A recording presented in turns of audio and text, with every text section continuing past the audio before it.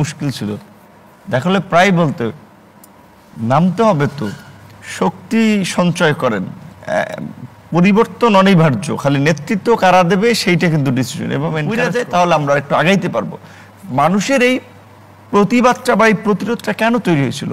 চোখের সামনে তারা দেখেছে। আমি বিএনপি করিনি, কিন্তু আমি বিএনপি মহাসচিবের মতো একজন সজ্জন ব্যক্তি এই যে কক্সবাজারে ত্রাণ দিতে গিয়ে তার উপরে হামলা হয়, বয়স্ক মানুষ 60 মাস রক্তাক্ত। আন্দোলনটা নিয়ে একটা গবেষণা এবং আলাপ হওয়া দরকার ব্যাপক মাত্রায়, যে এটাকে শুধুমাত্র বৈষম্য বিরোধী ছাত্র বা ছাত্রদের আন্দোলন বলে যদি গ্লোরিফাই করা হয় এটা ঠিক হবে না।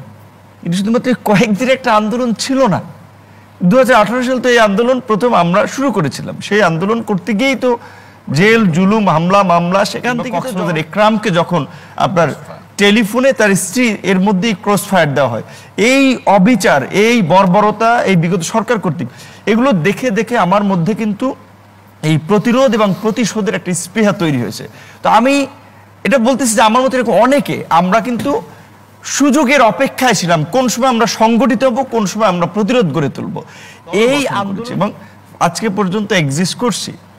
তাহলে কই এই আন্দোলনের পায়োনিয়ার হিসেবে, জন্মদাতা হিসেবে আমরা তো দাবি করি নেই যে আমরা এই আন্দোলনের জন্মদাতা। কাজেই সরকারের 5% বা 10% কোটা আমাদেরকে দিয়েছে।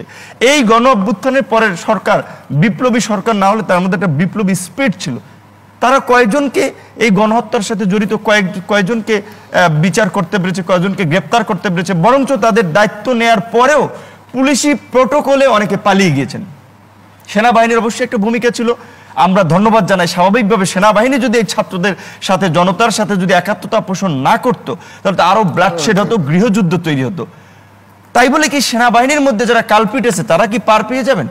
এই যে গোয়েন্দা সংস্থার কথা বলেছেন, গত এই 16 বছরে কাকে গুম করতে হবে, কাকে খুন করতে হবে, কাকে টেলিভিশন হাউস থেকে তুলে নিয়ে যেতে হবে, কিংবা কোন টেলিভিশনের উপস্থাপককে সরাতে হবে, এই যে একটা দুর্বৃত্তের দুষ্ট চক্র, সেটা সাংবাদিক থেকে শুরু করে ব্যবসায়ী থেকে শুরু করে গোয়েন্দা সংস্থা, এই দুষ্ট চক্র যারা এই রাষ্ট্রটাকে এই জায়গায় নিয়ে এসেছিল তাদের কয়েকজনকে গ্রেপ্তার করেছিল।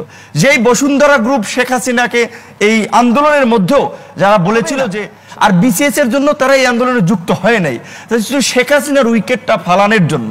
এবং এই শেখ হাসিনার উইকেটকে কেন্দ্র করে আপনার ছাত্র দল, শিবির, নাগরিক সমাজ, সাংবাদিক, সমস্ত বঞ্চিত ক্ষুব্ধ জনতা কিন্তু তাদের পুঞ্জীবিত ক্ষোভের একটা বহিঃপ্রকাশ ঘটিয়েছিল।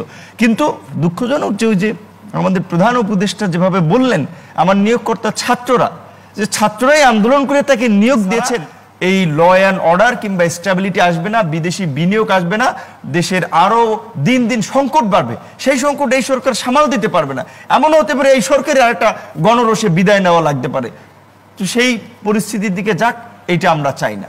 এই জন্য আমরা চাই সরকারের সময় থাকতে বোধোদয় হোক, ওই গতানুগতিক এই রাজনীতির মাঠে এই যে অর্থনৈতিক মাফিয়া দুর্বৃত্তদের শ্রেণী তারাই ক্ষমতা এসে ভোগ করেছে, এইবারও সেই দিকেই মনে হচ্ছে যাচ্ছে। তো সেই জায়গা থেকে আমি দেশবাসীর প্রতি, ছাত্র যুবক তরুণদের প্রতি, যারা রাজনীতি করতে চান, যারা দেশকে পরিবর্তনের জন্য লড়াইয়ের মাঠে নেমেছিলেন, তাদেরকে বলবো আমাদের লড়াইটা জারি রাখতে হবে, চোখ কান খোলা রাখতে হবে। প্রয়োজনে এই সরকার যদি আমরা দেখি ব্যর্থতার দ্বার প্রান্তে যাচ্ছে, প্রয়োজনে এদেরকে সরায় নতুন করে বিপ্লবী সরকার গঠন করতে হবে। কারণ এই রকমের এই মানে ছবির এই রকমের মাজা ভাঙ্গা, কোমর ভাঙ্গা সরকার দিয়ে জনগণের লক্ষ্য উদ্দেশ্য পূরণ হবে না। সেক্ষেত্রে সালাম ভাই যেটা বলেছে, আমি সরকারের প্রতি একটা আহ্বান জানাবো, হয় আপনারা এখনো সময় আছে, জাতীয় সরকার